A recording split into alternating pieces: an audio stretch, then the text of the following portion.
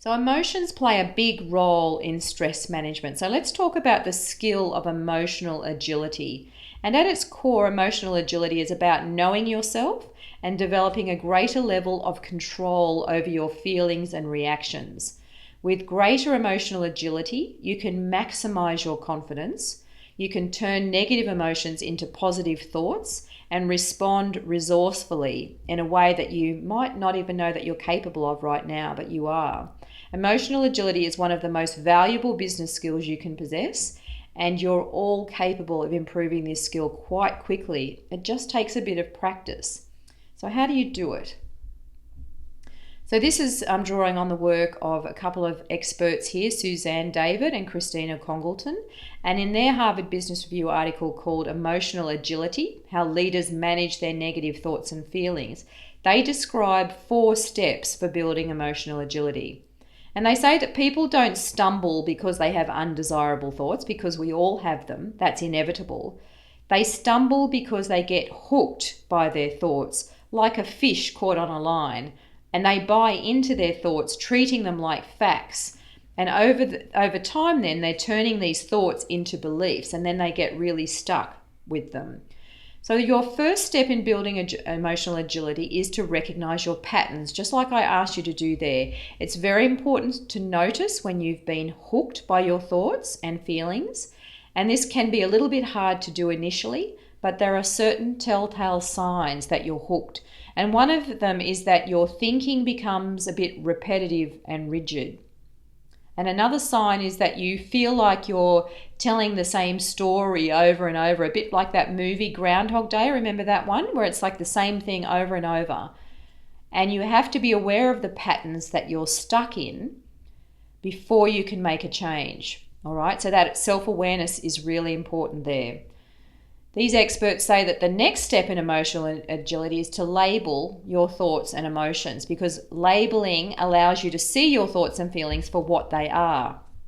They are transient sources of data that may or may not prove to be helpful. So we're all capable of taking this detached view, like that helicopter view of our inner experiences. And this is what we call mindfulness. It's about bringing your awareness to your present moment, where you ask, what am I feeling? And you label it. And then you ask, what am I thinking? And this not only improves behavior and well-being, but it also promotes beneficial biological changes in the brain at the cellular level. So the next step in an emotional agility is to accept your thoughts and feelings. So the opposite of controlling is accepting. So you don't have to act on every thought or feeling or resign yourself to negativity. Remember, our thoughts and emotions are not facts, they're data. But you can respond to your experience with curiosity and openness. You can notice you're feeling angry or upset, and you can accept that. I'm feeling upset right now. And then you can be curious about how that came about and how else you could think about the situation. So emotions are a signal that something important is at stake and that productive and skillful action is needed. And step 4 in building your emotional agility is to act on your values. So when you unhook yourself from difficult thoughts and emotions, you expand your choices.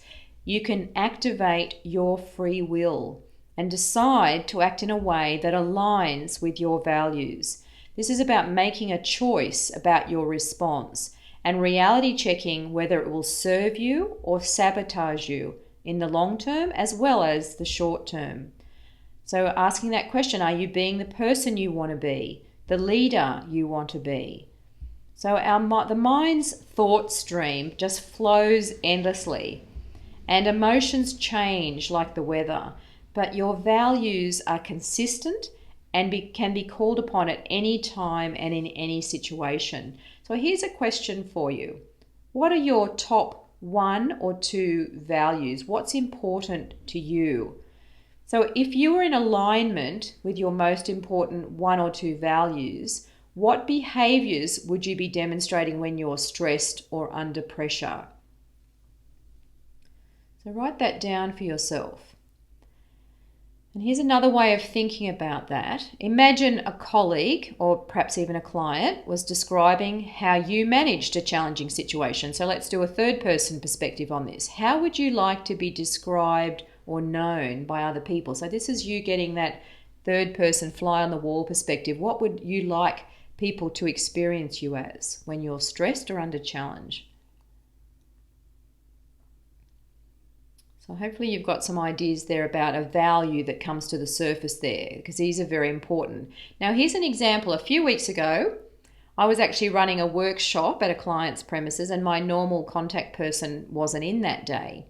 And I needed to be let in to their training room, and I asked at the front desk, and I asked them to ask if someone else was there. I knew a couple of people there, and I suggested a few names.